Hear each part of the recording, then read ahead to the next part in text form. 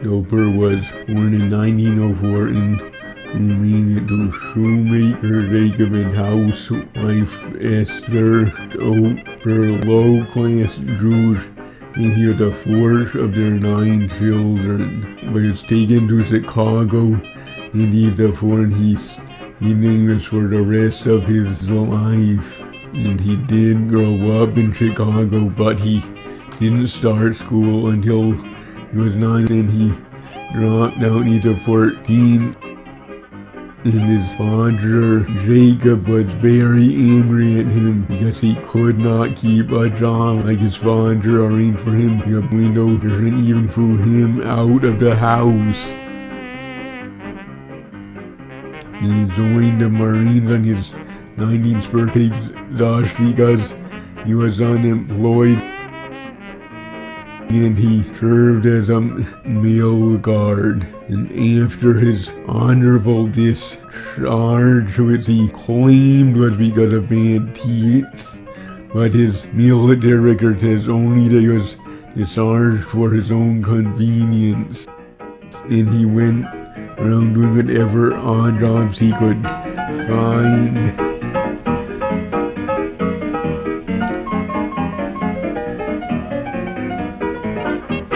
And when World War II came, he was trained and employed as a millwright for Harvester, a job he had until he retired in 66 days of 62.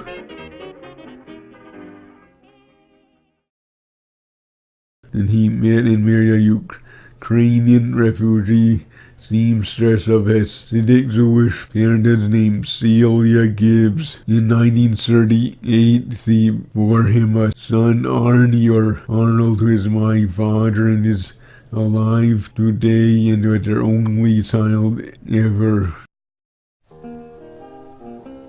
My father, Arnie, their son, got good education and married Emily Schoenfeld, a fellow graduate student, and my mother in 1965 before moving to California, where I was born in 1969, and named Gregory Michael Stoper. And soon after that, Sam and his wife Celia moved to Los Angeles. He did his best to take care of her until she bled to death from an ulcer in 1986. Celia was buried in Los Angeles Cemetery. Then Sam tried to live himself for a year before marrying a widow named Gert and moved into her house. In 1978, a few months after his marriage to Gert, Sam had a severe stroke which paralyzed him for the rest of his life. Which time Emily was on her second pregnancy for my brother Jonathan. The stroke left him in terrible condition. For example, he was incontinent and he could barely walk, and even with a hand walk within inch per minute, and he could speak normally and feed himself since he could pick up a piece of food for and put in his mouth just very slowly, but he could not prepare food or dress up for it, bathe up for it, take care of Alan Bland, and his work clean up after his accidents and spans. And his sight was terrible, and he didn't even know himself that he couldn't see one side's visual field.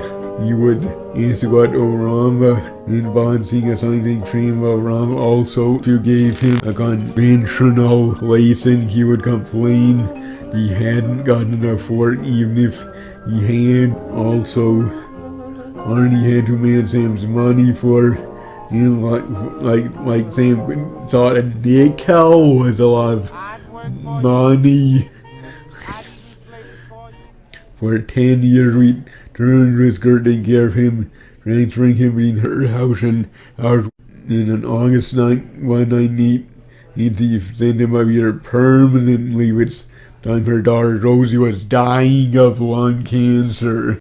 And during that time, I had to toast his bread for him. I'd boil the water for his coffee, and I'd weigh the milk for his cereal. Sam was verbally abusive to both Jonathan and I. Emily and I took him out on Sundays to fairs and museums and restaurants here. Like we were taken out without wheelchair, which I often pushed. He couldn't swallow, and they even hospitalized him for a few days while he was fed through a needle tape his hand. While Emily and Josh and I were watching Joke Top Shakespeare, for example, the girl playing Mrs. Shakespeare was downloading her husband's plays on WordPressor. And Gert called Arnie to report that Sam was vomiting and not speaking, and then Gert called 911 and up there. This came and tried to revive him before taking him to Thailand and Telmia County Hospital, where after a medical examination he was pronounced dead.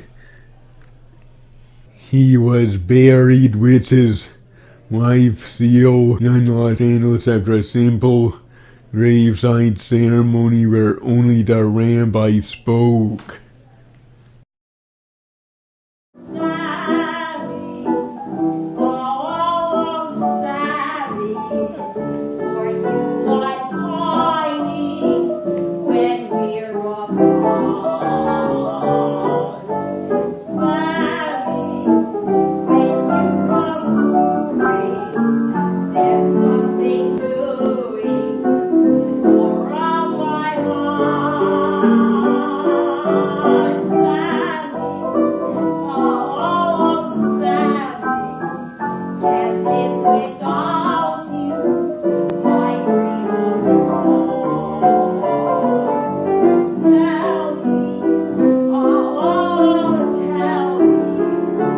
You're only my myself.